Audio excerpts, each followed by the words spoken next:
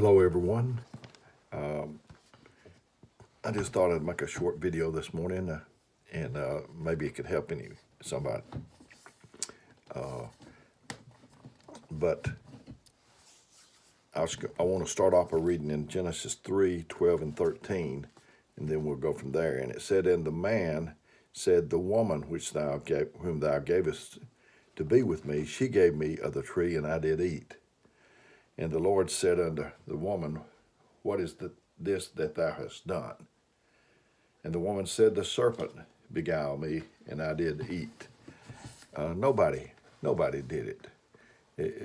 The man said it was the woman. The woman said it was the serpent.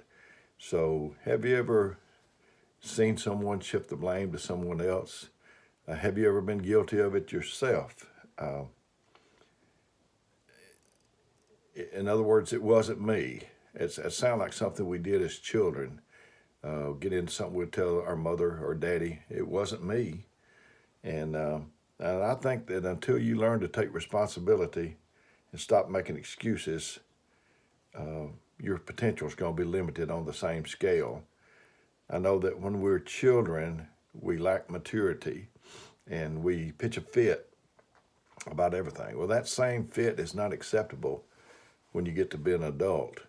And it might fly when you're a child for a little while, but it won't as an adult. And we need to mature up. I also wanted to read, it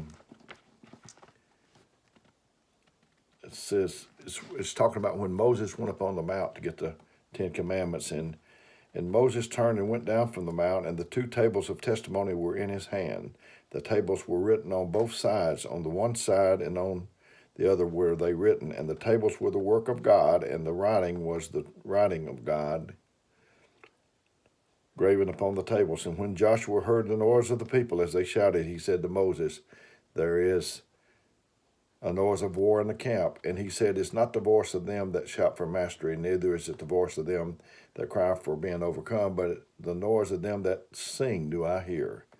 And it came to pass, as soon as he came nigh unto the camp, that he saw the calf and the dancing, and Moses' anger waxed hot, and he cast the tables out of his hand and brake them beneath the mount. And he took the calf which they had made, and burnt it with fire, and ground it to powder, and strawed it upon the water, and made the children of Israel drink of it. And Moses said to Aaron, What did these people unto thee, that thou brought so great a sin upon them? And listen to what Aaron says.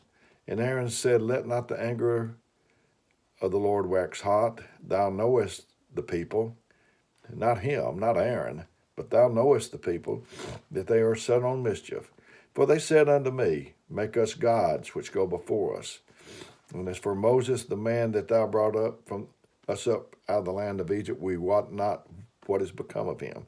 And I said unto them, and this is incredible to me, and I said unto them, Whosoever hath any gold, let him break it off. So they gave it me.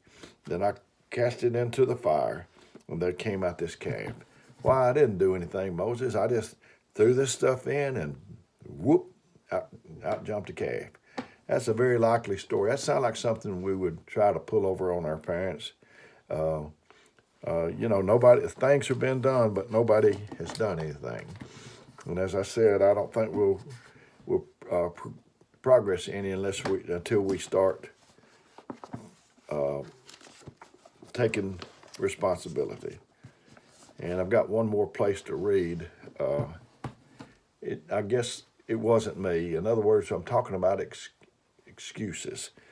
And I don't even know if I'll read this, but over in Luke, where he has the Great Supper, they provide excuses why they can't come. And one said that he'd bought a piece of ground and he needs to go see it.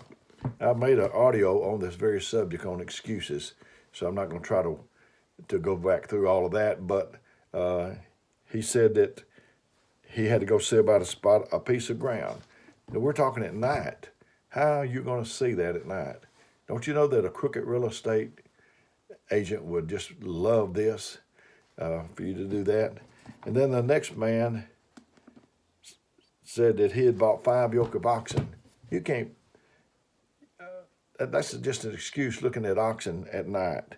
And then the last one, I said, and another said, I have married a wife, and then therefore I cannot come. And I've kiddedly said this on the floor, talking this scripture, that he had a legitimate excuse. People maybe laugh, but he really did, because they were exempt from anything for a year after they married. And I'm in my office right now. I've got a garbage can. You can't see it, but it's over there. And if you ask me what's in that can, I wouldn't say, well, there's a banana peel. Let me look. There's an apple core. I just say it's garbage. So your excuse, I had to mow the yard, Brother Dale. I come, get off my back. I come on Saturday night if Alabama's not playing, or if I don't have to mow my yard or something. Just like that can. It's not itemized. It's just garbage. One excuse is no different than another, hardly. When I first started working for Carnation Company, I was the only representative in Huntsville, and I met my boss from Nashville and another salesman in Huntsville.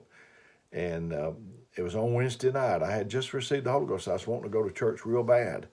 So he had asked me if I wanted to go out and eat with him on Wednesday night. And I said, I've got church. So that they were going to go over some things, and the other guy's name was Steve, and he started to go over with Steve first, which lived in Nashville. And then he said, no, let me go over Dale's first, because I know he probably wants to go to church. If I hadn't laid out the foundation, the ground rules, then I would have had that to put up with all those years. But talking about the excuses, I preached about it being this garbage, and I went back to this church about 3 months after I preached that sermon, and I was greeting people, and a brother met me, and he stuck his hand out. And he, instead of saying, hey, how you doing, brother? He said, it's garbage, brother. It's garbage. And I said, what's garbage? And he said, excuses. So at least somebody was paying attention. I thought about Steve Urkel. He said, did I do this? Did I do that? Did I do that? He didn't take responsibility for anything unless he was hemmed in, sound like. But taking responsibility for your life, that could be the turning point in your life. And that could be certainly the turning point in your spiritual life. Isaiah 58 talks about pointing a finger. And we have to take responsibility. I've really enjoyed getting this message to you. Ran a little bit longer than what I wanted it to. But I thank you very much for your time and hope this is helping somebody. If you can, give me some feedback. You can call my phone, 256-508-4410. You can email me, dalecantrell2@gmail.com, or DALECANTRELL, all lowercase, 2@gmail.com, or just however you want to get me. Let me know if it's helping you, not helping you, if I need to do something else that could better serve you, because that's what I'm here to do, is serve you. I love every one of you. I'm your servant. I want to be a servant. That's all I want to be. There's not a traffic jam on the road to being a servant. So may the good Lord bless you until next time.